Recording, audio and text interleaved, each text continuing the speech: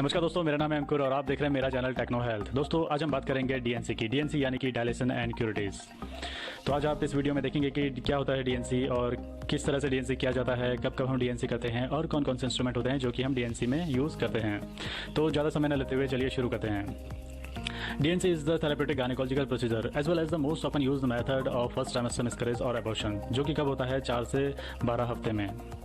And it is mostly used when manual vacuum aspiration is unavailable. DNC refers to the dilation of the cervix or widening or opening of the cervix and surgical removal of part of the lining of the uterus or content of the uterus by scraping, scraping and curating. तो DNC में क्या करते हैं? Widening करते हैं cervix की, opening करते हैं सर्विक्स की। किससे? एक इंस्ट्रूमेंट होता है जिसे बोलते हैं डायलेटर, जिसका नाम है हैगर्स डायलेटर। उसकी मदद से हम क्या करते हैं? सर्विक्स को ओपन करते हैं, उसको डायलेट करते हैं। हैगर्स डायलेटर आते हैं अलग अलग साइज़ के, तो हम अलग अलग साइज़ के डायलेटर यूज़ करेंगे जब तक कि सर्विक्स एडिक्वेटली डायलेट नहीं हो जाता। और जब हमें लगता है कि सर्विक्स एडिक्वेटली डायलेट हो गया है, उसके अंदर क्यूरेट इंसर्ट की जा सकती है, तो हम इंसर्ट करते हैं एक क्यूरेट को। क्यूरेट क्या होता है? एक मेटल की बनी हुई इंस्ट्रूमेंट होती है जिसके कि एक तरफ पे लूप बना हुआ होता है और एक तरफ पे होता है हैंडल। हैंडल से हम क्यूरेट को होल्ड करते हैं और लूप की मदद से, जो कि क्यूरेट में लूप बना होता है, उसकी मदद से हम क्या करते हैं? क्यूरेट करते हैं और स्क्रैप करते हैं और कुरेदते हैं, जिसे हिंदी में हम बोलते हैं। तो कुछ क्यूरेट इस तरह की होती है कि इसके एक साइड पे एक हैंडल होता है, दूसरी साइड पे एक लूप बना होता है। और कुछ क्यूरेट इस तरह से होती हैं कि इनके दोनों साइड में लूप बने होते हैं, जो कि एक साइड पे शार्प लूप होता है और एक साइड पे ब्लंट लूप होता है। तो उनकी मदद से हम क्या करते हैं? एबनॉर्मल यूट्राइन लाइनिंग को क्यूरेट करते हैं, यानी कि स्क्रैप करते हैं, यानी कि कुरेदते हैं। जो कि एबनॉर्मल टिश्यू की ग्रोथ होती है उसको निकालते हैं। फिर जो भी टिश्यू सैंपल हमें उस क्यूरेट करके मिलता है उसको हम डायग्नोस्टिक पर्पज़ के लिए भेज देते हैं।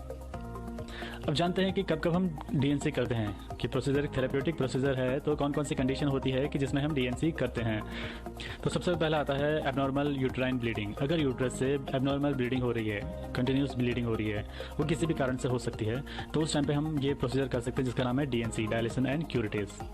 और we can also perform DNC to remove the excess uterine lining in the women who has condition such as polycystic ovarian syndrome यानी पीसीओडी। आजकल की महिलाएं पीसीओडी से काफ़ी ग्रस्त हैं, तो उसके लिए भी हम डीएनसी प्रोसीजर को कर सकते हैं। और next we can perform DNC to remove the tissues of the uterus that may cause abnormal vaginal bleeding.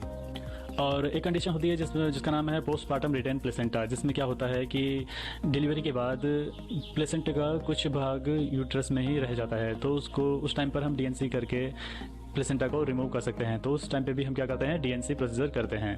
We can also perform DNC to remove the retained tissues also known as retained product of conception in case of missed or incomplete miscarriage, a condition in which some of the tissues remain in uterus and cervix stay open.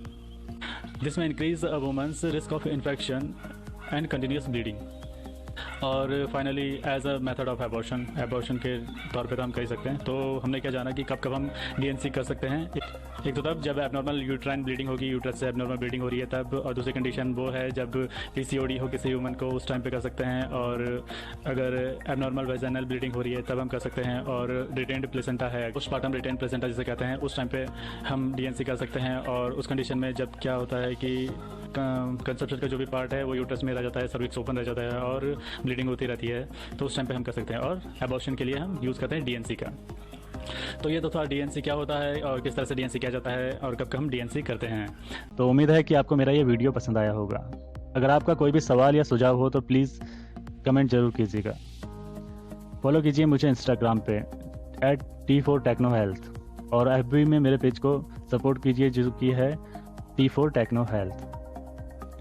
तो बने रहिए मेरे साथ, देखते रहिए मेरा channel techno health. मिलते हैं अगले वीडियो में, तब तक के लिए बाय बाय।